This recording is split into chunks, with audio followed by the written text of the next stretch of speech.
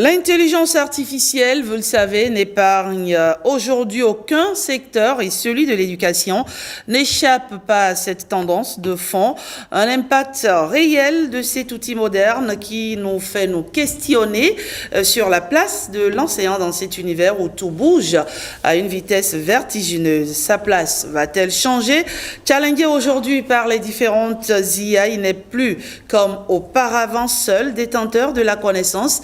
À l'occasion de la journée de l'éducation célébrée demain, sous le thème l'IA et l'éducation, préserver l'autonomie dans un monde automatisé, nous avons voulu ce matin jeter les bases d'une discussion sur la place de l'IA dans l'éducation. Et pour en parler, trois invités, Padono Expérant, bonjour. Bonjour. Merci d'être avec nous ce matin. Vous êtes spécialiste des questions d'IA et vous êtes par ailleurs directeur de la Fondation Vallée. C'est exact. Merci de nous éclairer ce matin. Alors, juste en face de vous, nous avons Monsieur Ponoucon Gaëtan. Bonjour. Bonjour, Madame la journaliste. Vous êtes d'abord enseignant, bien sûr. ensuite secrétaire général adjoint de la coalition béninoise des organisations pour l'éducation. Merci à vous de partager ce plateau avec Jean Fandé. Bonjour. Oui, je vous souhaite le bon Dieu à nouveau. Voilà, vous êtes enseignant. Alors, oui, l'IA et l'éducation, c'est le thème de la Journée internationale de l'éducation qu'on va célébrer demain. Cette thématique, j'ai envie de dire, Monsieur Padono, répond à l'ère du temps, n'est-ce pas? Effectivement, aujourd'hui, quand vous n'introduisez pas de l'IA déjà dans la société, dans l'économie et dans l'éducation, vous êtes hors jeu. Et le Bénin et les pays africains en général, pendant longtemps, sont restés en arrière, ont raté les marches de la révolution industrielle, ont raté les premiers pas à l'arrivée d'Internet, mais cette fois-ci, les pays africains et le Bénin en particulier ont des chances réelles de ne pas prendre trop de retard par rapport à cette nouvelle discipline qui se démocratise. D'accord. Alors, que comprendre par ce thème, l'IA et l'éducation, préserver dans un monde, je reprends, l'IA et l'éducation, préserver l'autonomie dans un monde automatisé. Que comprendre par ce thème? Bon, quand on parle d'automatisation, on parle généralement de processus à grande échelle.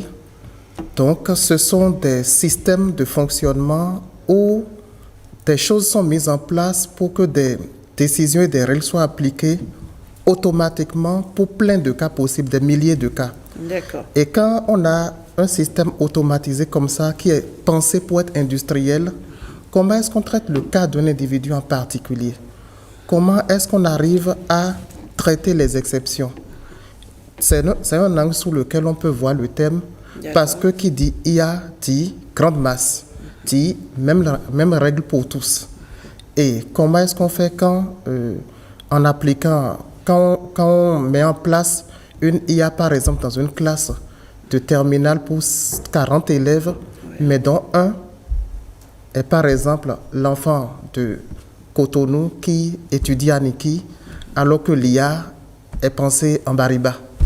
Donc, c'est des questions possibles. Très bien. Alors, Monsieur Ponoucon, il faut dire que l'UNESCO a décidé de dédier la Journée internationale de l'éducation 2025 aux enjeux liés à l'intelligence artificielle.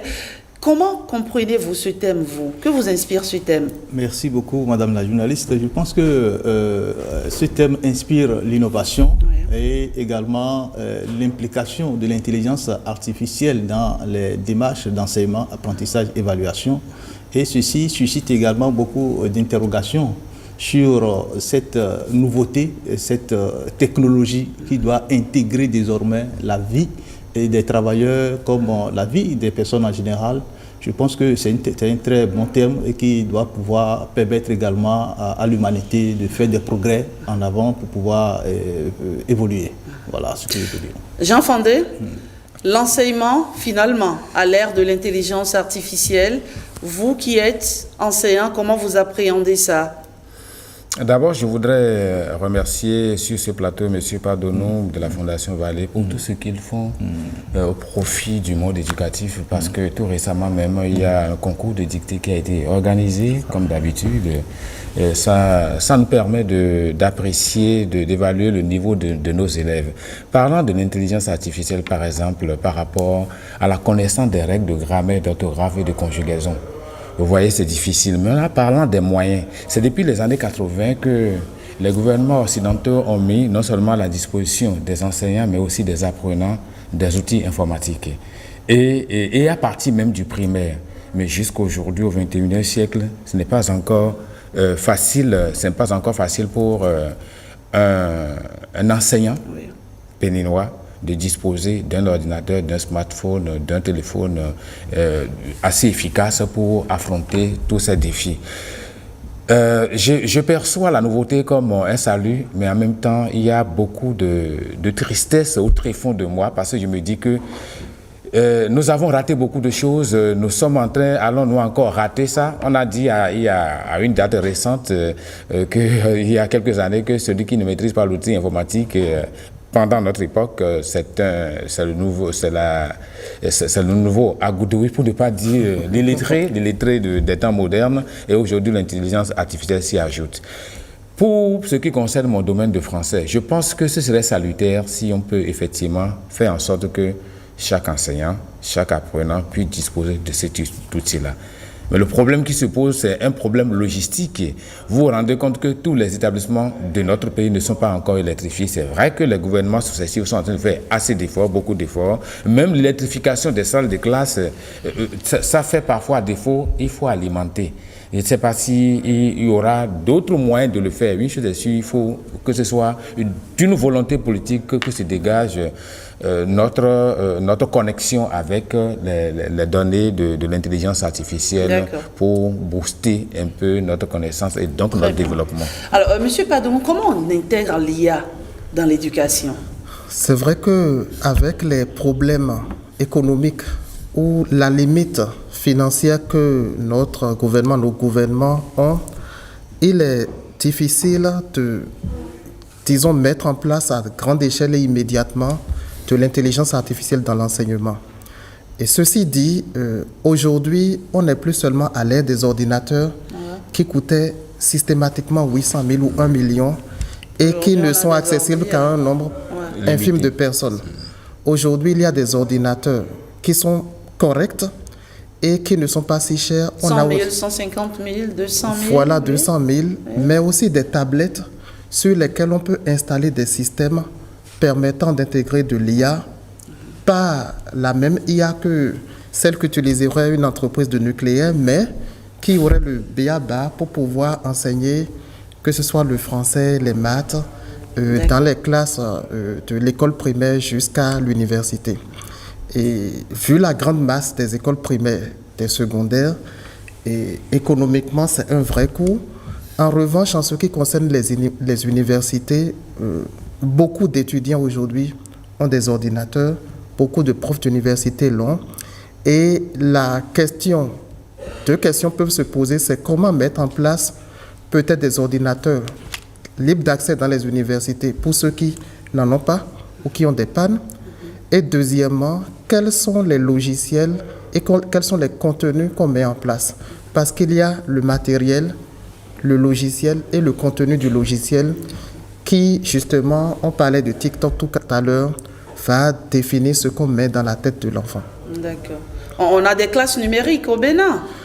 On a des classes numériques qui font... Et le Bénin a déjà adopté, n'est-ce pas, sa stratégie nationale de l'IA. De l'IA, dont les avancées sont en train d'être évaluées par le ministère du numérique et qui est accompagné par les acteurs de la société civile, dont par exemple la Fondation Vallée. Je vais profiter pour faire une petite publicité, mais c'est à titre vraiment d'information, parce que ça peut inspirer d'autres.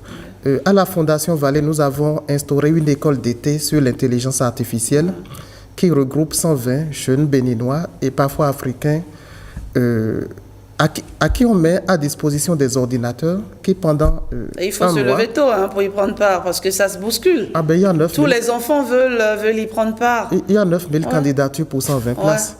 Donc la bataille est rude, mais c'est une démonstration comme quoi ça peut se faire. Et au lieu de vouloir peut-être acheter un ordinateur par salle de classe et que cet ordinateur soit utilisé le lundi matin et soit inutile de lundi après-midi jusqu'à vendredi, pourquoi ne pas mettre en place des systèmes où une dizaine de salles de classe vont utiliser le même matériel de TP? La première salle l'utilise le lundi matin, la deuxième lundi après-midi, et ainsi de suite. Parfois, c'est aussi une question de rationalisation des moyens matériels. Et donc, dans cet esprit-là, nous avons initié un projet en partenariat avec l'Agence française de développement et le Conseil des activités éducatives du Bénin, qui consistera justement à mettre en place des laboratoires d'intelligence artificielle à Nati Tengu, Parakou, Porto Novo et Cotonou-Godomé, pour que des élèves de différentes écoles puissent venir utiliser le même matériel de TP dans nos centres. Et ça permet de ne pas avoir acheté une quantité excessive de matériel. Donc on peut l'implémenter, c'est ce que vous dites, on peut l'implémenter dans nos écoles.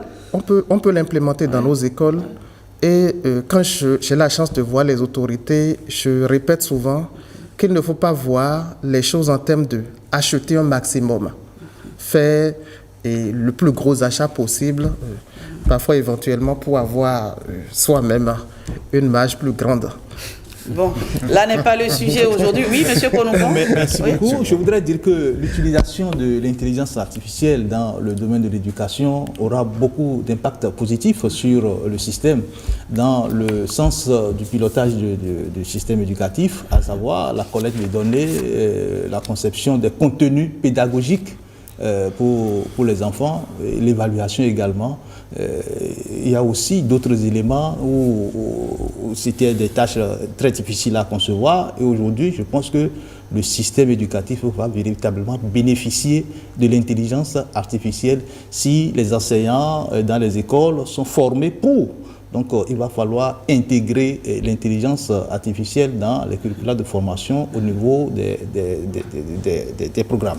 Alors, ce que je voudrais aussi dire, il y a aussi des défis, c'est-à-dire les défis liés à la disponibilité du matériel, et des défis également liés au fait que les enseignants peuvent s'interroger pour dire, voilà un outil qui vient révolutionner un peu la pratique, qui améliore les choses.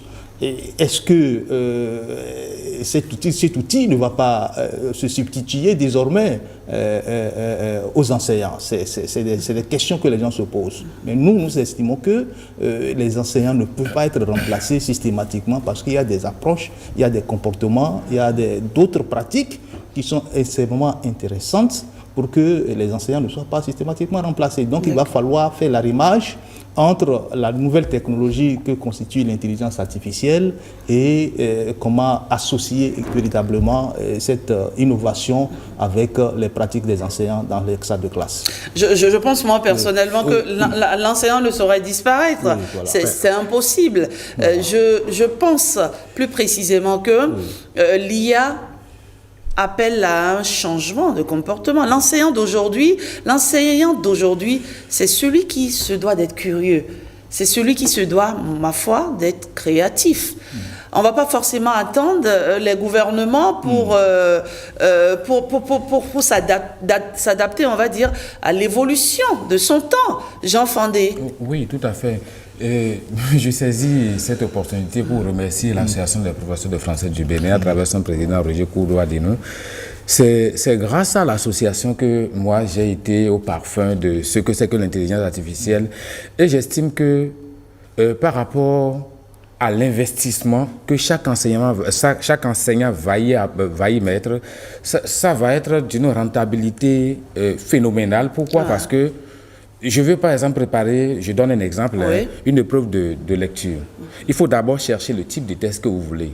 le genre de test que vous voulez. Il suffit d'interroger l'intelligence artificielle. On vous propose une panoplie de tests. Vous pouvez dire, je veux un test de tel auteur, de tel siècle, de telle époque, abordant tel sujet. Le test est là. Vous demandez à avoir, comment dirais-je, le visage de l'épreuve que vous voulez.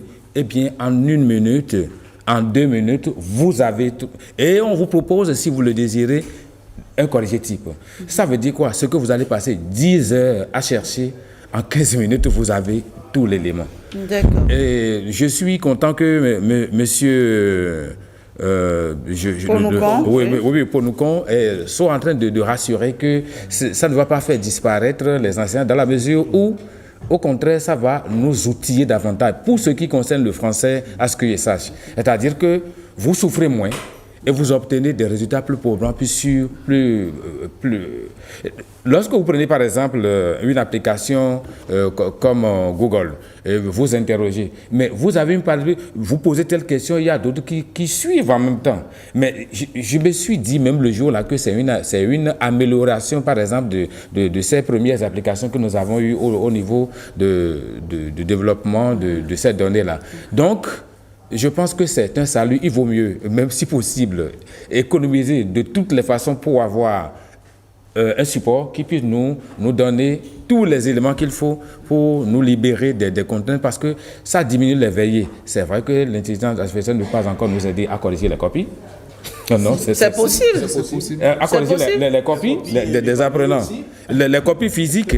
Au moins les QCM, dans le cas des QCM. Bon, dans le cas des QCM, oui, dans le cas des QCM, d'accord. Mais voilà que notre système n'a pas encore trop intégré donc ça ne peut qu'être au niveau de petites interrogations. Une chose est sûre, le monde évolue et nous sommes obligés de faire avec, sinon nous sommes au bouté du système. Parce que ce qui est salutaire, vous parliez tantôt de l'université, mais même au niveau du primaire, il y a des enfants qui sont déjà très très informés par rapport à ces notions. Mais lorsque vous n'êtes pas adapté et que vous êtes devant l'enfant, vous parlez, et comme au siècle passé, mais vous allez devoir se connecter avec le sommeil et vous oubliez. Mais lorsque vous commencez par vous intéresser à ce domaine de compétences, à ce domaine de passion, eh bien, il va vous suivre et vous allez collaborer sans problème. Donc voilà. Monsieur Padenon, oui. Vous êtes d'accord que l'enseignant d'aujourd'hui doit, d'une certaine manière, se réinventer pour ne pas... L'enseignant d'aujourd'hui doit être un accompagnateur. Ce n'est pas celui qui a le savoir et qui vient le transmettre à l'élève. L'enseignant et l'intelligence artificielle doivent former une équipe qui va aider les élèves. Et de ce point de vue, je suis complètement d'accord. Au passage, je suis aussi enseignant dans l'enseignement supérieur et j'enseigne justement l'intelligence artificielle avant de parler des enjeux liés à cette IA. Donc vous l'utilisez dans... Je l'utilise, mais j'en conçois plus que je n'en utilise. Donc je suis un fabricant d'intelligence artificielle. Et c'est l'art de fabriquer les IA qui m'intéresse le plus.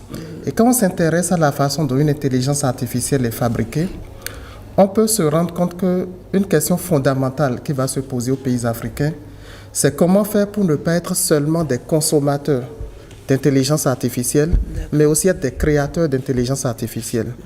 Parce que si on a des IA destinés à accompagner nos élèves, mais dont les contenus viennent complètement de l'étranger, il peut y avoir une certaine discrépance, un certain écart entre les exemples proposés par exemple aux élèves et les réalités du pays. Donc, l'un des défis aussi qui se pose au monde, je vais dire université, à ceux qui sont en charge de mettre en place des IA, c'est faire en sorte que nous-mêmes, nous puissions, certes dans un premier temps, utiliser ce qui existe déjà, mais créer de plus en plus d'intelligence artificielle adaptée à notre milieu. Deuxièmement, un défi qui va se poser, c'est la question des droits d'auteur. Quand vous interrogez ChatGPT, ChatGPT est capable de mélanger 2 sources, de combiner 2-3 sources et de vous servir une réponse. Et les 3 auteurs ne sont pas nécessairement cités. Et la question s'est posée à certains grands journaux, notamment Le Monde en France, où il était sujet de savoir si des articles du journal Le Monde peuvent être intégrés à ChatGPT ou d'autres intelligences artificielles qui génèrent du texte. D'accord. Alors que pour moi, la réponse évidente était oui, qu'il fallait diffuser au maximum les articles et tout ça.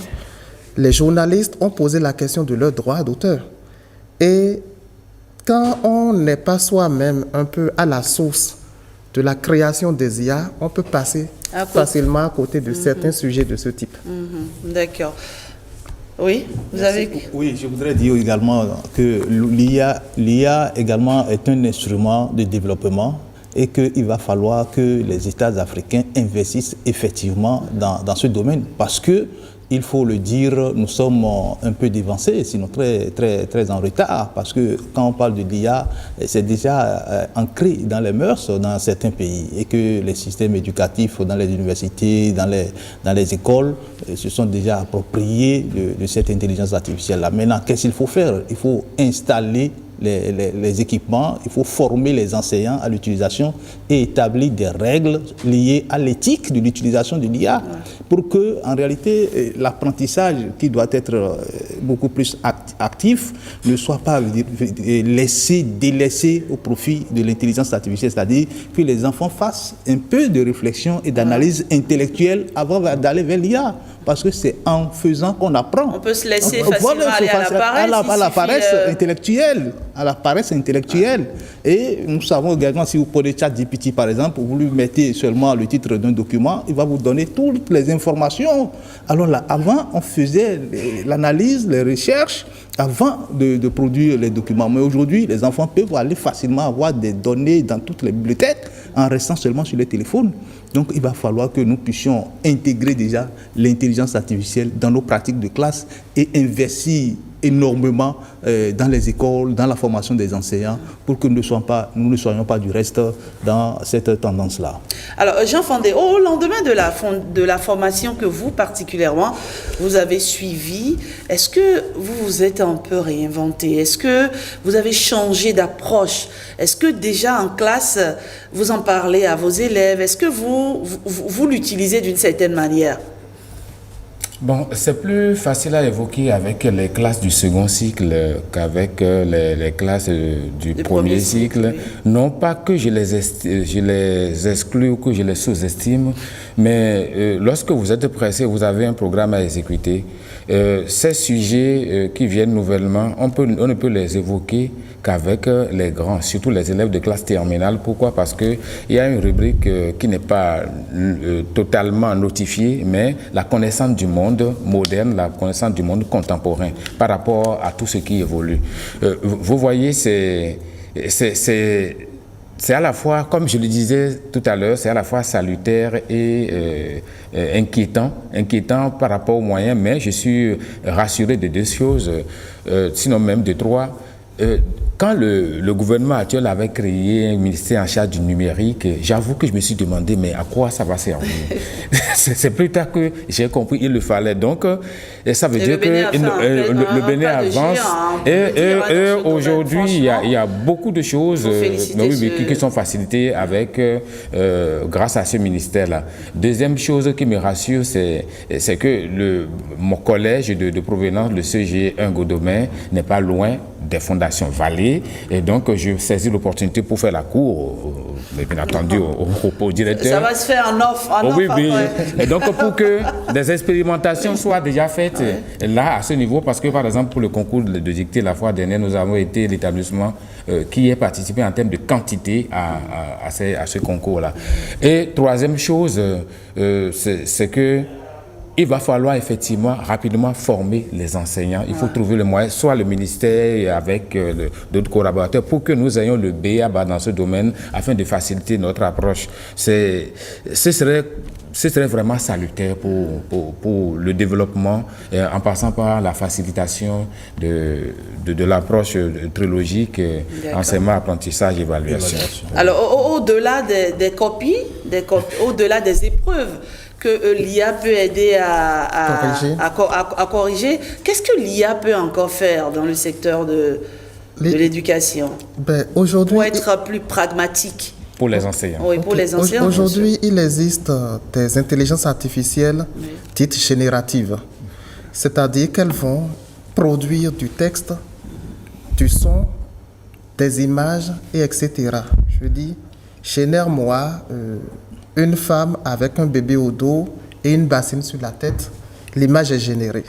Quand on veut donner un cours de lecture au CP, avant, il fallait faire appel à un dessinateur qui va dessiner, qui aura son métier. Bon, certes, est-ce que le métier du dessinateur est menacé?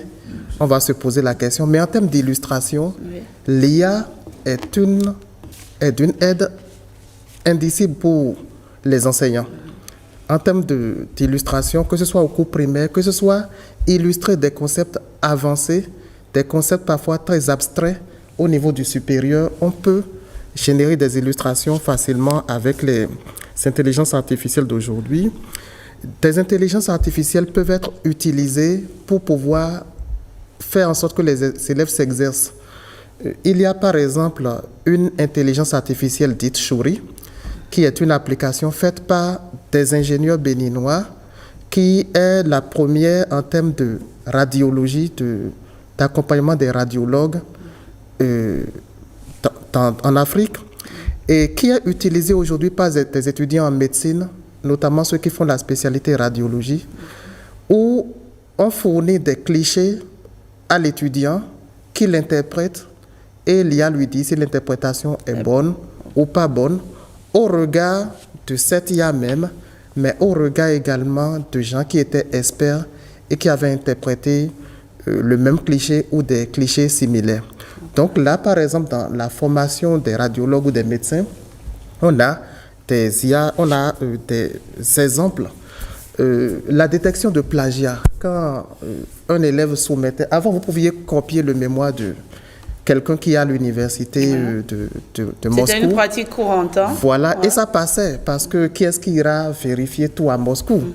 Aujourd'hui, il y a des logiciels de détection de plagiat, notamment à l'université, où vous ne pouvez plus pomper les textes d'autrui comme vous voulez. Donc, ce sont des exemples, j'ai préféré être factuel, pour montrer 2-3 cas où l'IA est utilisée de façon effective. Alors, une question. Si, par exemple, pour une même épreuve, nous utilisons tous l'IA, d'accord, pour traiter cette épreuve, est-ce qu'on a autant de chances d'avoir de copies différentes ou est-ce qu'il y a des ressemblances, est-ce qu'il n'y a pas des motifs de tricherie? Non, pas du tout.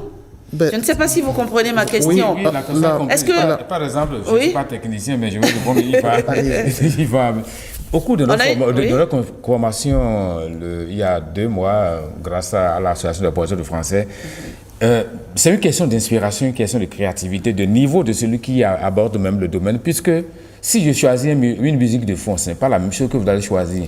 Si je choisis par exemple un dessin surréaliste et l'autre un dessin réaliste, ce n'est pas la même chose qu'on va avoir. C'est un peu comme un commentaire composé où, à partir du même test, même professeur, on ne peut pas produire les mêmes copies.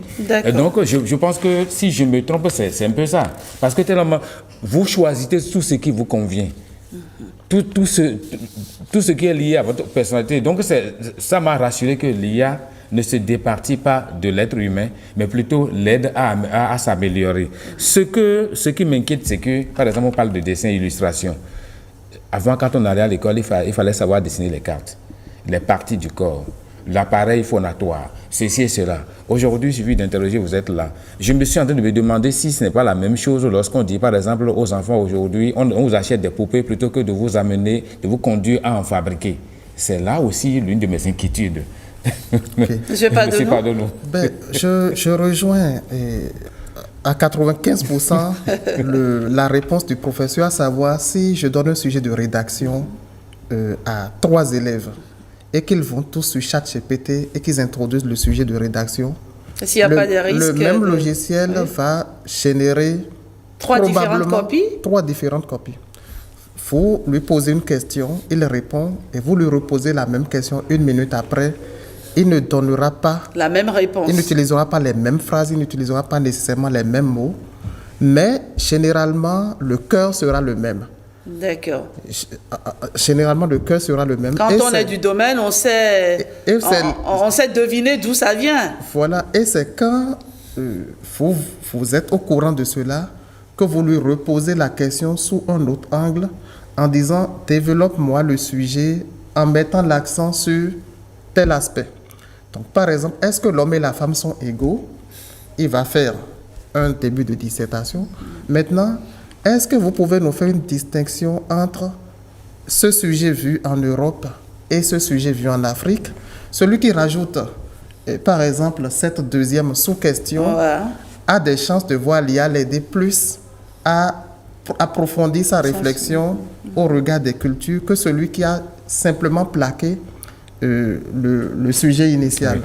Donc, il y a tout un domaine d'études aujourd'hui qui est comment générer un prompt, c'est-à-dire comment interroger l'IA, qu'est-ce qu'il faut donner comme question à l'IA pour avoir son image originale, sa copie originale et tout ça. Et c'est pour ça que je dis que le professeur a raison quand il dit que chacun, c'est l'innovation et la créativité de chacun. La créativité, cette fois-ci, dans la façon de poser la question, c'est ce qui pourra faire la différence. Très bien. C'est intéressant ça. Ça me donne envie d'aller à l'école de l'intelligence artificielle parce que là, on risque d'être dépassé par les événements. Franchement, l'IA, c'est dans tous les secteurs. C'est valable pour les médias. C'est valable pour tous les secteurs. Et donc, la question du jour, elle est celle-ci. Selon vous, comment l'IA peut-elle aider à asseoir une éducation de qualité? Nous avons interrogé nos internautes qui ont sans doute répondu sur ce forum de discussion. Nous recevons Nadège. Elle va nous faire un petit point de ce que nos internautes ont dit sur Facebook, sur Twitter, sur WhatsApp. Bonjour Nadège. Bonjour à vous Rachidat. Bonjour chers téléspectateurs. Alors, la question du jour, je l'ai rappelée tout à l'heure. Bien sûr. Ont-ils opiné, nos internautes? Bien sûr, Rachidat, nous avons eu beaucoup d'avis sur la question et les avis des internautes sont partagés ce jour. Alors que certains pensent que l'intelligence artificielle va contribuer à une éducation de qualité, d'autres estiment que la mise en place de cette technologie va diminuer le degré d'apprentissage des apprenants. On y va donc pour quelques commentaires. Bien sûr, Rachidat, et on commence par Koumassa Maurice qui a commenté notre publication en disant « Sans un travail de sensibilisation en amont, il serait très difficile d'asseoir une éducation de qualité avec l'usage de l'intelligence artificielle. Je pense que si rien n'est fait dans un futur immédiat, le recours à l'intelligence artificielle serait une autre catastrophe pour notre société, surtout la couche juvénile sur plusieurs aspects. » Sharaf Sessi va dans le même sens. Il dit ici, dans le domaine de l'éducation, l'intelligence artificielle n'est pas la bienvenue. À titre illustratif, il suffit juste de copier-coller un exercice de maison donné par un professeur sur ChatGPT et dans moins d'une minute, vous aurez toutes les réponses à vos questions. C'est un outil qui empêche la réflexion par soi-même. Selon David Goïto, l'IA n'a pas pour but de garantir une éducation de qualité, mais plutôt de minimiser certains problèmes liés à l'éducation. L'intelligence artificielle présente des contraintes. Lazare de Bethany estime que l'intelligence artificielle va diminuer la compétence des apprenants en littérature et en sciences. Et pour finir, Rachidat, Bokor Roland Kalis estime que l'intelligence artificielle va contribuer à la qualité de l'éducation si elle est disponible pour tous les élèves et enseignants. Cela implique un accès universel à Internet. Autrement, seuls les élèves issus de familles nantis auront rapidement accès aux solutions. Merci Nadège, vous l'avez si bien dit, les avis sont partagés. Bien sûr. Et c'est cela en tout cas sur le forum de discussion. On donne la possibilité à à tous les citoyens béninois d'opiner. Et donc, Monsieur Padono, ma question s'adresse à vous. Il y a un internaute qui a dit ceci, lui il est péremptoire, il dit « l'IA n'a pas sa place dans l'éducation ». Que lui répondez-vous? Bon, je pense que déjà le fait d'utiliser ce canal pour intervenir et parler d'éducation, il utilise un peu l'IA pour intervenir dans ce débat, donc dans l'éducation. D'accord. Donc, je pense que tout est dans la mesure. Et il ne faut pas se dire que c'est 0 ou que c'est 1. Est-ce qu'on est à 0,1 ou est-ce qu'on est à 0,9? C'est de cette façon que je préfère poser la question. L'IA à outrance peut être un problème si on ne maîtrise pas le contenu des élèves, si on ne maîtrise pas la façon dont ils l'utilisent. Et dans des villes comme Ho Chi Minh au Vietnam, où la région avait décidé au départ de déployer des tablettes dans toutes les écoles maternelles et primaires, 2 ans après cette avancée, les mêmes autorités ont fait marche arrière et ont retiré les tablettes à la demande des ophtalmologues, qui ont estimé que exposer les enfants à ce niveau, à ce degré, en permanence aux tablettes, que ce n'était pas assez bien. Donc, il y a le côté éducation, il y a le côté santé. On peut penser à plein d'aspects. Une exposition trop régulière aux écrans peut créer des problèmes aussi d'ordre psychologique, mentaux. Et donc, je le rejoins aussi à X%, mais pas à 100%. D'accord. Voilà. Et est-ce qu'il continue? Je pense que c'est un autre internaute qui dit que l'IA diminue la compétence en littérature. Et j'ai vu le professeur Jean Fandé, voilà. Non, point du tout, parce que si vous avez de l'inspiration et vous savez être proactif, vous pouvez même rédiger un essai, un roman, une pièce de théâtre, un poème en quelques minutes. Et vous n'êtes pas obligé, vous demandez, on vous offre quelque chose, mais sur la base de ce qui est proposé, vous pouvez modifier et produire de bons tests. Et plus rapidement, avec moins de contraintes. Vous pouvez même corriger tous les tests sans recourir à une équipe de relecture qui revient encore, qui est encore chère. Ensuite, je pense que les choses ne changent pas. Il n'y a pas de changement. Dans le système éducatif, entre le livre, le matériel éducatif et l'apprenant, il faut toujours un intermédiaire, un enseignant, quel que soit le niveau où on se trouve. Alors aujourd'hui, pourquoi on demande que l'enseignant se mette vite au pas? C'est pour pouvoir continuer de jouer avec beaucoup de doigté ce rôle d'intermédiaire entre l'apprenant et rôle même d'interface de modérateur entre l'enseigné et l'IA avec toute sa batterie de propositions.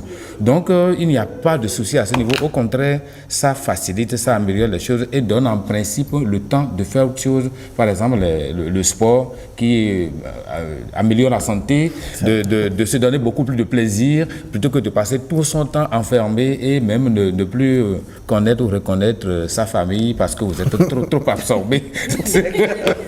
Monsieur Konoukan, qu'avez-vous pensé des différentes réactions de nos internautes? Je pense que les internautes ont eu, ils ont dit la vérité, parce que à un moment donné, on s'interroge. C'est vrai, il y a 2 aspects. Le premier aspect, c'est l'utilisation rationnelle de l'IA et l'éthique dans cette pratique-là. Est-ce que c'est cadré? Parce que les enseignants, c'est vrai, il faut de l'innovation. Mais à un moment donné, on se pose la question, comment cadrer les enfants qui utilisent l'IA? Parce que nous voulons développer l'intelligence, nous voulons développer la réflexion, la mémoire.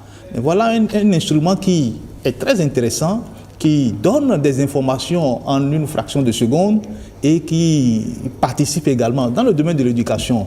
Nous pensons également que l'IA va révolutionner un peu les pratiques, c'est-à-dire l'apprentissage différencié.